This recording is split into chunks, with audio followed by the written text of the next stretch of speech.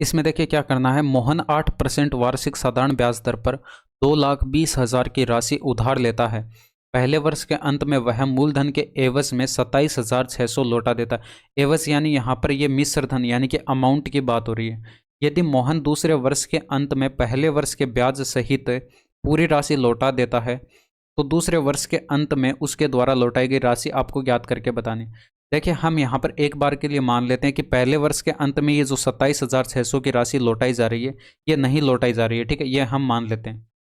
तो यहाँ पर 8% का जो है ब्याज 2 साल के लिए इस पर 2,20,000 पर मिलता।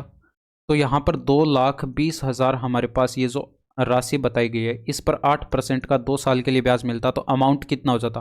देखिए 8 दूनी का 16% का ब्याज मिलता तो 116% इसका अमाउंट हो जाता। तो यहाँ पर 2 0 से 2 0 काट देंगे।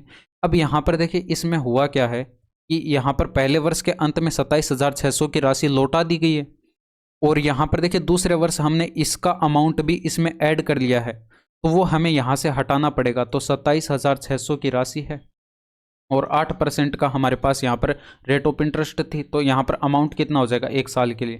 दूसरे वर्ष के लिए यहाँ पर 108% का अमाउंट हो जाएगा, वो हम इसमें से हटा देंगे, ठीक है। तो अब यहाँ पर देखिए ये हटाएंगे तो यहाँ पर लास्ट के इकाई अंक हमारे पास यहाँ पर क्या मिलेंगे 0 0 और यहाँ पर 8 6 48 8 मिलेगा ना इकाई का अंक। तो यहाँ पर देखिए अगर आप 0 में से 8 घटाएंगे तो इकाई का अंक 0 तो नहीं मिलने वाला है, तो 2 ऑप्शन आप हटा देंगे, इकाई का अंक 2 मिलेगा। अब यहाँ पर हमें दहाई के अंक पर भी काम करना पड़ेगा। तो यहाँ पर लास्ट के 2 अंक हमारे पास जो है 0 0 थे और यहाँ पर दहाई का अंक कितना हो जाएगा। देखिए 100 से गुणा कराते तो 0 0 मिलते, 8 से गुणा कराते तो 8 6 48 हासिल 4 7 8 56 और 4 60 यानी कि 08। तो यहाँ पर हमारे पास लास्ट के 2 अंक जो है वो कितने मिलते 08 मिलते। अब 0 0 में से 08 आप यहाँ पर घटाते तो लास्ट के 2 अंक हमारे पास कितने मिलते 92। आंसर आ गया।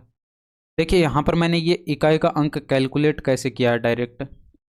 ये जो हमने 276 है इसको हमने गुणा किया है 108 से, तो 108 को मैं क्या लिख सकता हूँ 100 प्लस का 8 ऐसे लिख सकता हूँ। अब देखिए 100 से आप 276 को गुणा करेंगे तो लास्ट के 2 अंक यहाँ पर 0 0 मिलेंगे, प्लस यहाँ पर 8 से गुणा करेंगे तो 8 6 48 का 8 हो गया हासिल 4 7 8 56 और 4 कितना होता 60 होता। अब 60 में यहाँ पर अब देखिए यहाँ पर लास्ट के 2 अंक 0 0 में अगर आप यहाँ पर 08 ऐड कराएंगे तो लास्ट के 2 अंक यहाँ पर कितने हो जाएंगे 08। तो इसी तरह से मैंने यहाँ पर ये डायरेक्ट कैलकुलेशन यहाँ पर की है, ठीक है। तो ये आप दिमाग में भी सोच सकते हैं, इतना कुछ लिखने की आवश्यकता नहीं है। ये था आपका प्रश्न, ठीक है।